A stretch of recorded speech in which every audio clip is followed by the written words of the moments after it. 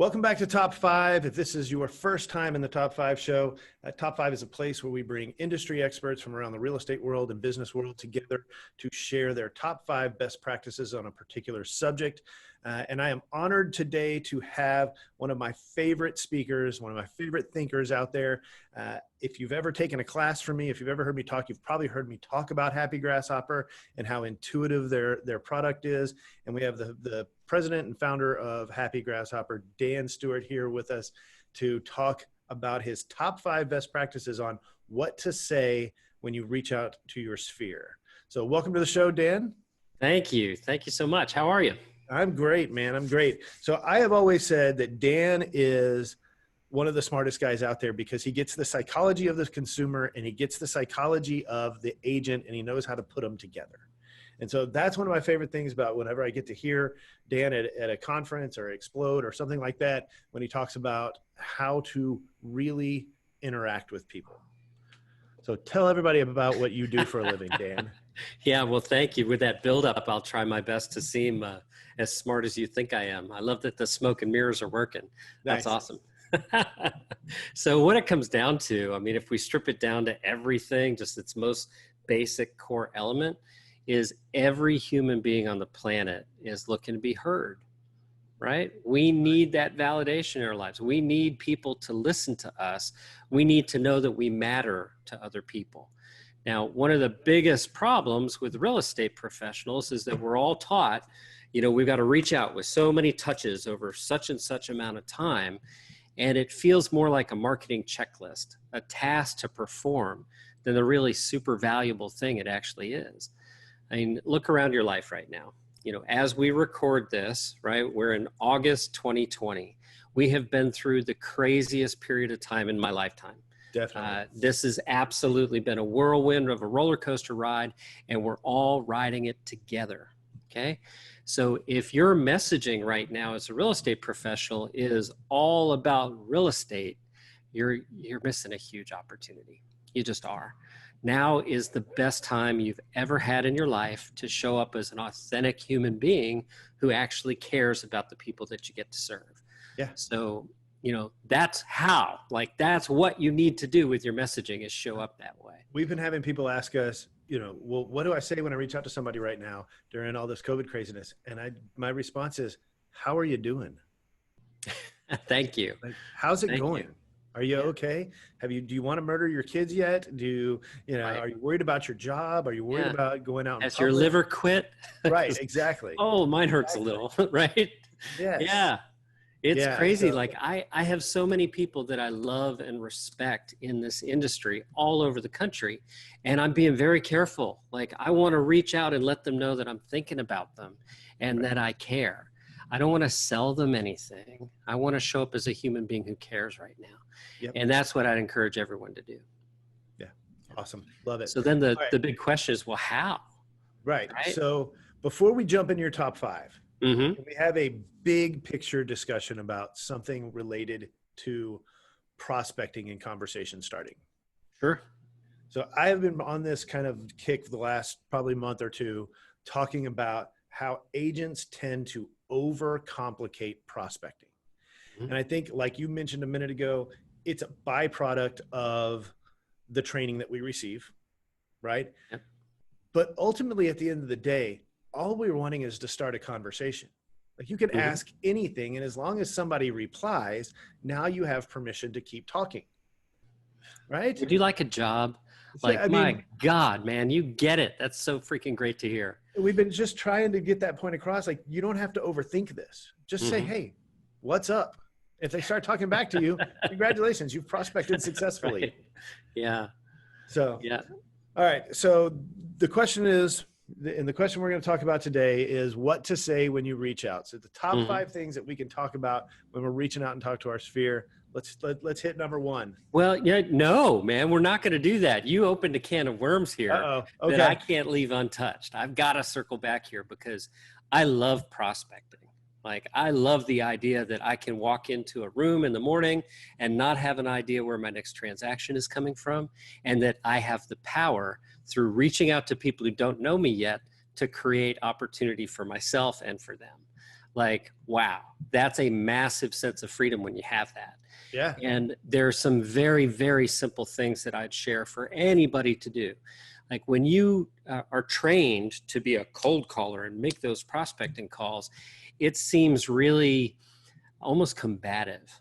Mm-hmm. Like, the language that we use to describe it. If you're a salesperson and you're successful, what are you doing? You're killing it.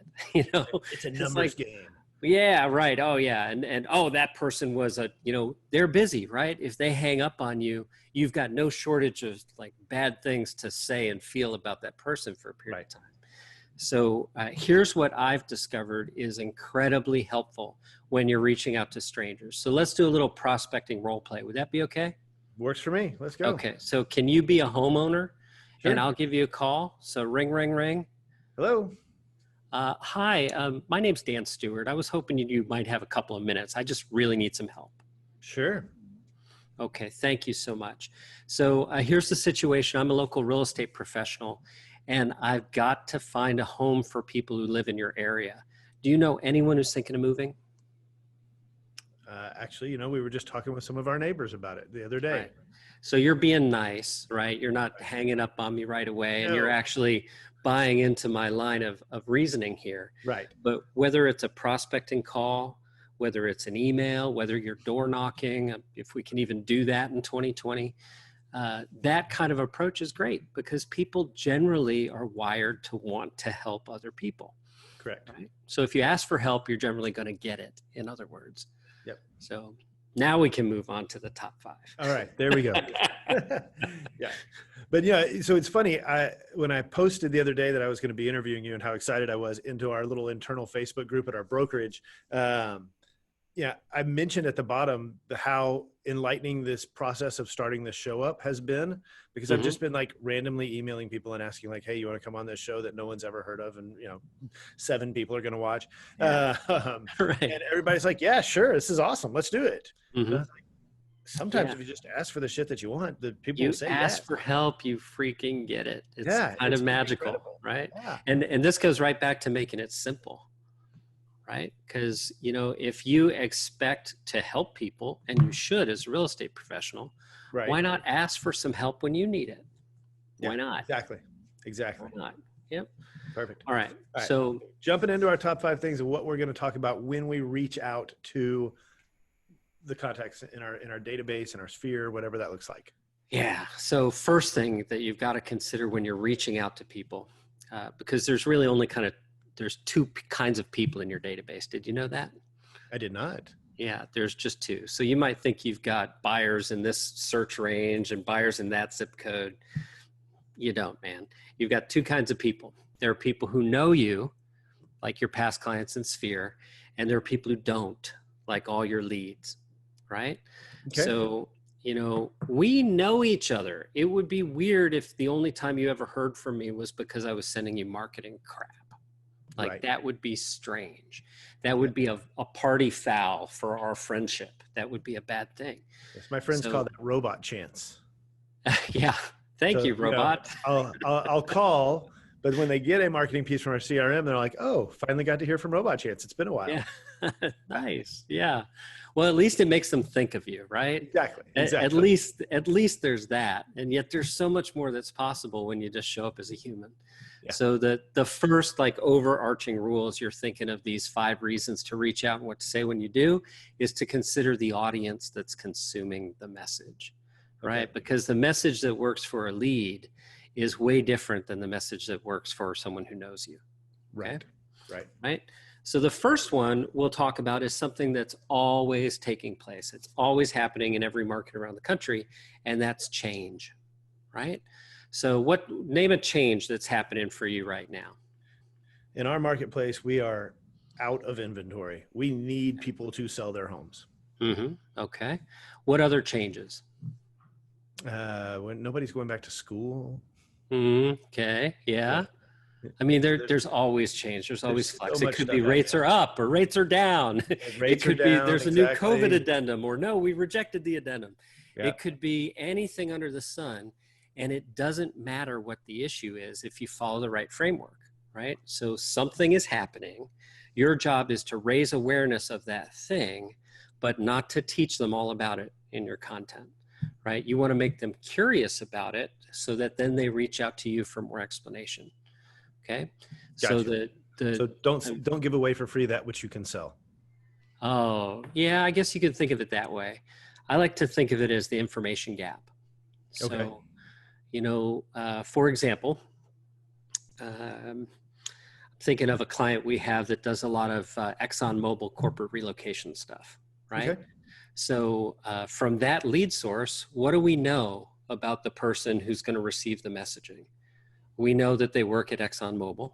Exactly. They're likely an oil or gas engineer or corporate executive that's high enough up the ladder to where they're part of the corporate relo program, right? So rather than just have a general, I'm Susie Q, I sell real estate, I really care about my clients, and I'm a great negotiator. Like, rather than send that same sort of stuff, we can talk about our knowledge, but leave out the details, right? So if I'm writing to that group of people, I might say things like, when it comes to real estate, the data surrounding your transaction is very critical to your success, right? They agree with a statement like that because they're likely engineers or executives. Right. These are people who value data. So the mistake would be then giving them the data, because then they don't need you, right? So you say, now I have data and I'd love to share that data with you because it's really going to make all the difference in your transaction. So we have it, it's important, we agree on that. And then with a call to conversation at the end of that message, you can pull those people in, okay?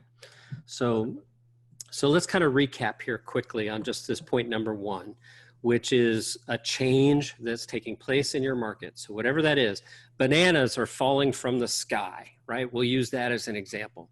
So a message that says something like, hey, Chance, I'm sure you're aware that bananas have been falling from the sky. This is going to make a huge difference for people in our area, and I want to make sure that you know I'm here for you. Please call me. Let's talk about this. It's important, right? You're going to get a reply to that message from people you know at a much greater rate than strangers who might be in your database that don't know you, Exactly. right? But the strangers in your database who don't know you, those leads that aren't going anywhere, those people that raise their hand to have that conversation, you now have a chance to really lock them down as your client because you're providing valuable information. Okay. So you're the resource, you're the expert. Yeah, exactly. It's about positioning. You need to position yourself appropriately. Okay. Yep. Awesome. So that's point number one. Point number two, and I don't know when this happens in your area. Have tax assessments gone out yet? Not yet. That's usually for Houston. It's usually late October. Well, let me rephrase that. The notice of values, yes, go out like in March. The bills go out October, November. Gotcha. Okay. So yeah, that's going to vary a little bit depending on markets, but it's always like a reason that you should be reaching out both to people who know you, your past clients in Sphere, and people who don't, your leads, right? And then the way you reach out isn't just to inform them or teach them about millage rates or any of that sort of stuff, right? It's to have a message that's really on point for what's happening now. So I'm going to pull up a message here for you guys, and I'll actually share it with you. This way your audience can just grab it. All right. So what I'm sharing here with you is a doc that I use with my writing team. They create content, and then I tweak it and adjust it before it gets loaded into our system for our members to share it. So here's my rewrite of this message. Subject line is, don't freak out, Chance, okay? Like, if you get that kind of message, do you think you're likely to open it? Yes. Probably, right? And then it says, hey, Chance, did you get your property tax assessment yet? That's an easy question that they know the answer to. There's a lot that goes into the calculation of property valuations, and it makes a big difference in the taxes you'll pay. Let's have a quick chat, and I'll figure out if yours is correct. Your phone number, right? You don't want to pay too much, exclamation point. Talk soon, signed Dan, right? Right. So that is a very simple, straightforward sort of message. I'll leave it up here just a moment longer, and then I'll stop the screen share.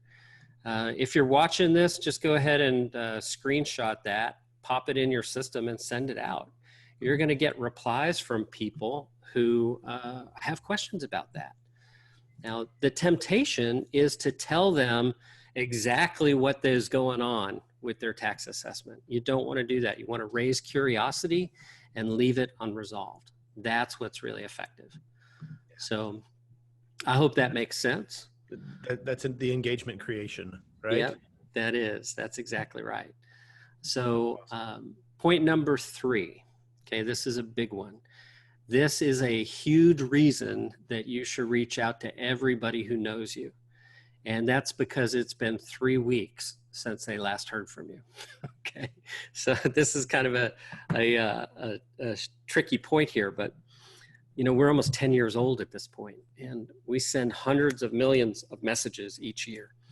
And what we're seeing is that we get the highest open rates and the lowest unsubscribe rates when we send once every 21 days for people who know who you are. Okay. If we wait longer than that, we get a lower open rate. If we send more frequently than that, we get a higher unsubscribe rate. So, having success in life is a function of being consistent. You don't have to be a genius to move weights every day, right? But guess what happens if you do? Like, it makes a difference in your physical health, in your physique. So you need to get in that rhythm of making sure that everyone who knows you hears from you once every 21 days. And whether that's an email, a text, whether you're calling them, whether it's a voicemail drop, it can be a combination of those things, but it absolutely has to happen. So do you think that there's one right or wrong, or is there an over-reliance on one tool versus another? You hear people talk about how email doesn't get that great of open rates, but text, because no one's ever more than 2 feet away from their phone these days, yeah, get more engagement, or videos better, or do you have a feel for what you think really creates that response? I do. Yeah. So the number one thing that creates response is the relationship, right? So I imagine my buddy Bob Hale. I do. Right? And if Bob sends you an email, it doesn't matter what the subject line is. You're going to pay attention to it because it's from Bob Hale, right? Right. Yeah. So the relationship makes the difference there. Gotcha. The time of day you send, whether it's an email, a text, or a video, none of that matters in comparison to the relationship. Okay. So what that means is that your first priority as a professional is to make sure you focus on the relationship first. Right. Like, that's the important thing. Your relationship will carry you over a dry spell in sending. Your relationship will carry you over a poorly chosen subject line, right? You don't want to have to depend on hacks and tricks. You want to depend on relationships, because when everything else falls apart, those are the things that remain, right? I told you guys he was brilliant, right? Please. I've just been alive long enough. You may have noticed some of my hair's turning gray. Just a few of them. Mine's all falling out. Just bro. a few, not very many, but a few are getting gray. Yeah. So once every 3 weeks is the right sequence. And the means that you reach out in, it's important to me that you don't just rely on one thing. That's the reason our system sends email, text messages, and voicemail drops. Gotcha. I think you need a combination of things. And, I've said once every 3 weeks for people who know you. That's really an email-based metric that I shared with you. For text and voicemails, they need 6 to 12 of each of those from you per year. So let's just write the complete recipe here, right? Right. So, yeah. If you've got people in your database who know you and you do this, you will have more transactions, period. Okay. So one email once every 3 weeks, that's 17 touches per year. None of those emails should be selling real estate. They should all be relationship focused. Yeah. Okay. So, here's something interesting. I think it's this. What do you think? Right? That kind of format works really well. Something topical is happening. You can observe it together. You can start a conversation about that thing. For our members, we write that content for you, and it's loaded. It's easy, but whether you do it with me or not, just do it. 17 times per year, get those messages out. And then for your text and your voicemail drops, this is where we've got 2 that are absolutely carved in stone. The first is their birthday. The second is their transaction anniversary. Right. Okay? So you can load those things into our system. You may be able to do it from a system you've already got. That's fine. Just make sure that you're getting a message out there that's not salesy, right? So a birthday greeting should, just be that, right? It shouldn't also be, by the way, here's a link where you can search for houses on my website. No, right. Just a birthday greeting, right? Just a transaction anniversary. The idea is that they need to become a huge fan of you so that they talk about you. And it's so strange, but when you sell less, you sell more. Right. It's true. It's absolutely true. Awesome. Okay. So to complete that prescription for the texts, you've got 2 that I mentioned, right? Birthday, transaction, anniversary. Then you've got 4 that are quarterly keep in touch messages. And that's something like, hey, Chance, was just out your way last week and thinking about you. How have you been? Right? That's an easy message for someone to get via text and go, oh, cool. Yeah, it's good to hear from you, blah, blah, blah. You have a nice little exchange. Right. That's great. Yeah. But you're always doing that call to the conversation right at the end. It's never just, hey, I was out your way and thinking about you. It was, hey, I've been out your way thinking about you. What's up? Then ask a question. Yeah. How are you? We call those calls to conversation. You nailed it. That's exactly right. So once a quarter, they should get that kind of message. And then we've got holiday messaging. Okay. Mm-hmm. Now there's 16, 18, 20 federal holidays per year. You don't need to send for every one of those, but you should send for ones that matter to you.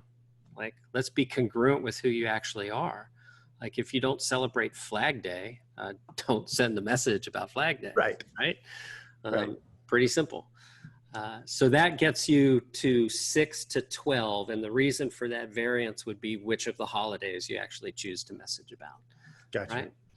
Now, with voicemail drops, what we like to do is have our members record these once, like you do one quick recording session, and then the system should just fire these out for you.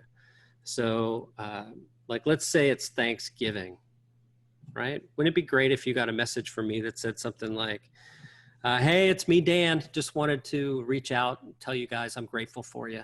Happy Thanksgiving. I really hope you're doing great. And, as you know, I appreciate you. I just would love to catch up when time allows.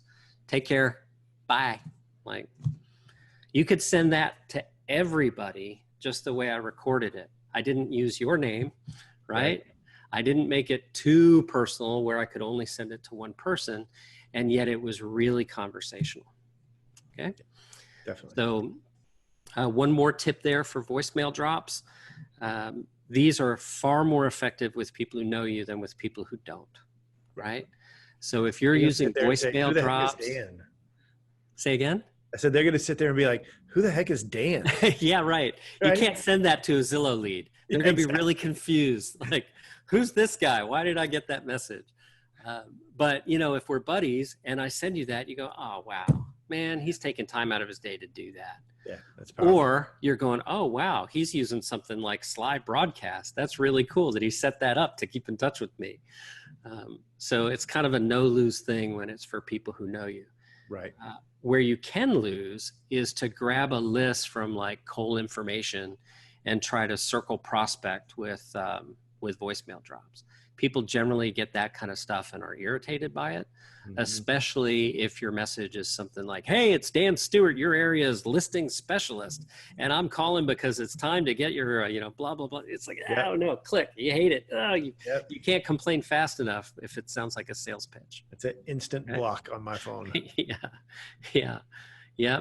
So I leaked into number 4 there, right? So the 4th reason to reach out to people is because it's a holiday, it's their birthday, or it's their transaction anniversary. Right. Okay. Yeah. Now, regarding birthdays, I have a pro tip here. How many friends do you have on Facebook? Do you know? Probably more than me. 2,200, something like that. Okay. So when it's your birthday, you're probably slightly irritated by the number of times you have to and say thank you to people for wishing you a happy birthday. That's a first world problem. Let's be clear. Right, it is. Yeah, but it feels good. But yes. Yeah, right. So if you're you don't want to miss one person, and then they're like, "Are you mad at me?" Like, what? Right. Yeah. Exactly. And I mean, how great does that feel to have the pressure of needing to do that on your special day? Like, Right. yes.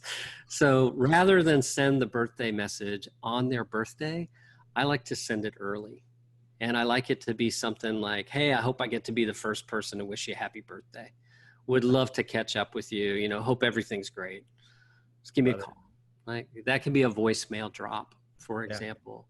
Could be a text message. One thing we do for our clients, we have this really cool handwritten card service. So we have robots that hold pens and they can actually like handwrite a card from you to drop that sort of stuff on people. That's But, cool. yeah, it's neat. So, I mean, these occasions where everybody is greeting you, like the dentist, your veterinarian, you're getting thank you messages from them. You don't want to Right. be in that mix on that day where it's just another, when you can just think ahead a little bit, be a few days ahead, and it feels great, right? Okay. Awesome. All right. So final tip here, right? Final reason to reach out and what to say when you do are these quarterly touches. Now, I touch base on this a little bit, but I'm going to go a little bit deeper for you. Okay. So a quarterly touch. Let's just use you as an example here, right? So how many old, cold, dead leads do you think you have in your database today? Probably hundreds. Okay, I'm surprised it's that few. Like, Yeah. I You mean, know, they tend to stack up. they do. And I that actually could be the problem, is that I don't know how many. Truthfully. Okay, all right, Yeah, I'm guessing hundreds, but yeah, if I got in there and actually looked at all of the dead ones, it's probably more. okay. Well, I mean, for anybody who's listening, whether it's 10 or 10,000, it doesn't matter. Like you need a plan to communicate with these people on a regular basis. And yet, if you're a lead in someone's database, think of the sort of stuff you're getting all the time. Like, is there an agent today who's not using some kind of IDX system? I don't know. So Probably if I'm shopping for real estate, I'm probably getting property search alerts, price change alerts, search update stuff right. from multiple agents, and I'm getting pretty much the same info just from different faces. So it gets pretty quick to ignore, particularly when the real estate search today often starts more than 12 months before they're ready to talk to an agent, right? Yep. Yep. So you've got to balance two competing priorities. The first is deliverability. Like if you send everybody tons of messaging, they're going to unsubscribe, right? If you send everybody tons of messaging and enough people unsubscribe, you're going to have trouble getting anything delivered.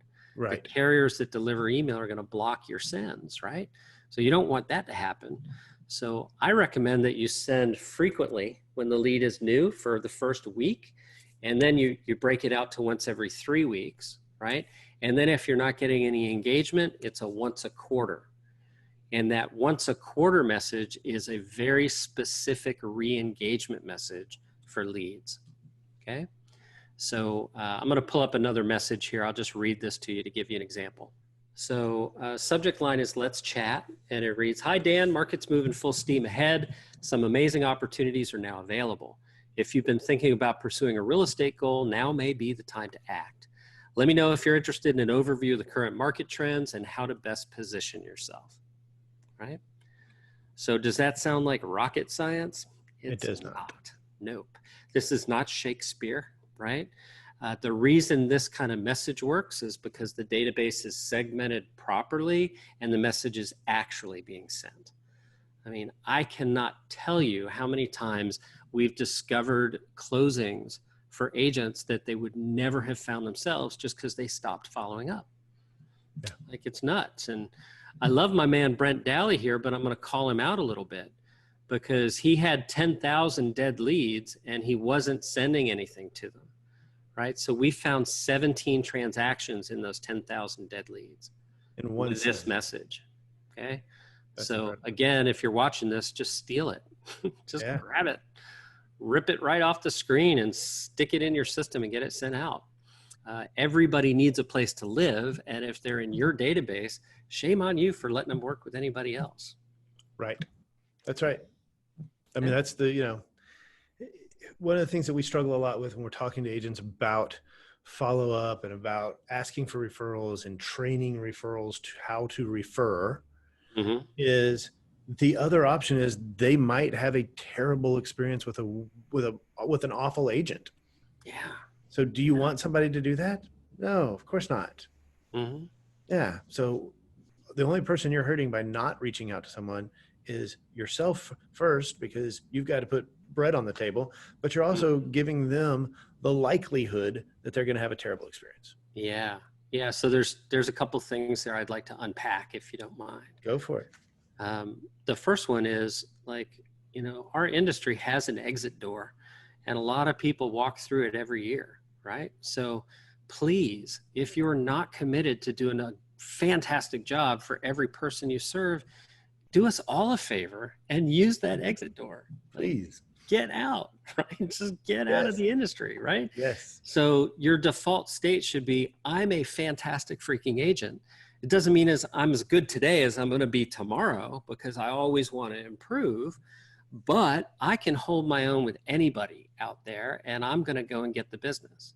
Like, that's the mindset that I'd love for people to adopt. Yep. And, if you feel like your ethics aren't there, if you feel like you're going to have difficulty being a true fiduciary, this isn't for you.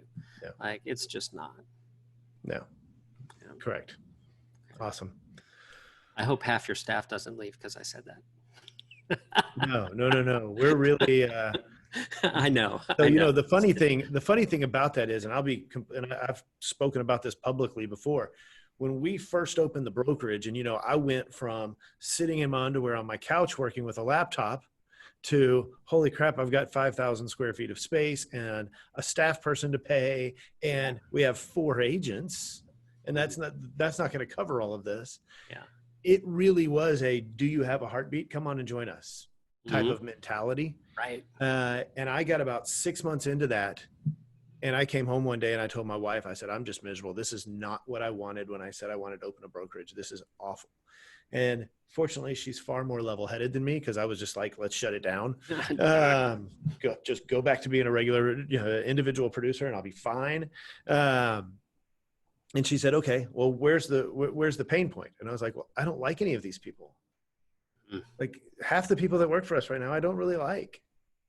And she goes, Life's okay. too short to work with people you don't like. She goes, okay, well, then stop working with them. And I said, oh yeah, you know what? That's pretty smart. And so literally came in one day and we let go of a lot of agents and kind of reset.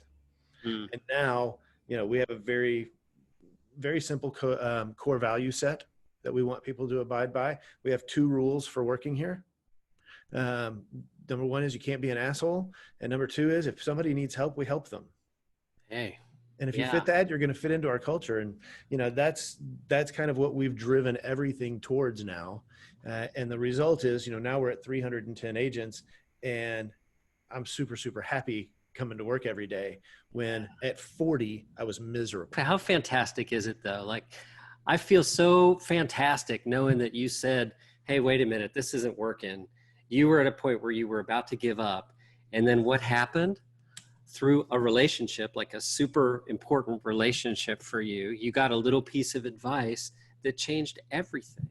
Yeah. Like, I mean, that little story right there is proof of the power of relationships. Absolutely. Like, no matter what happens with COVID, no matter what happens with the economy, no matter what happens, it's our relationships that are going to get us through. I really, truly believe that the path to whatever it is we want to achieve is lit by the lights of other people.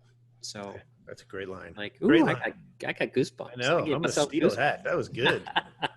That was awesome. I got some goosebumps there. Nice. All right. Anything you want to tell folks about Happy Grasshopper before we get off? Oh gosh. Yeah, I think I do actually. Go for it. So Happy Grasshopper is my labor of love. I started this company after selling my CRM company 10 years ago. I could not feel more blessed, more just overjoyed to get to wake up every day and do what I do. And we are working on some super, super exciting new stuff. So in the coming weeks, we're going to be really changing the game for a lot of people. So I'll encourage everybody to stay tuned. If you would like to make sure you're in the loop on this, please join our Facebook group.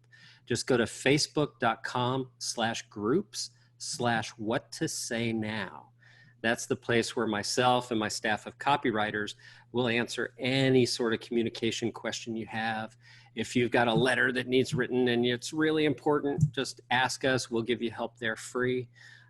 We bring people on for a weekly web show every Tuesday at 2 p.m. Eastern. And it would just be a privilege to be able to be that voice in your ear, helping make sure that you're putting words out there that help you achieve your goals. So Awesome. Thank you so much for having me. No, thanks for being here, Dan. It really, this is great content. I really appreciate it. So thanks to Dan Stewart from Happy Grasshopper. Thank you for taking the time out of your day to watch the Top 5 show, and we will see you on the next episode. Have a great one.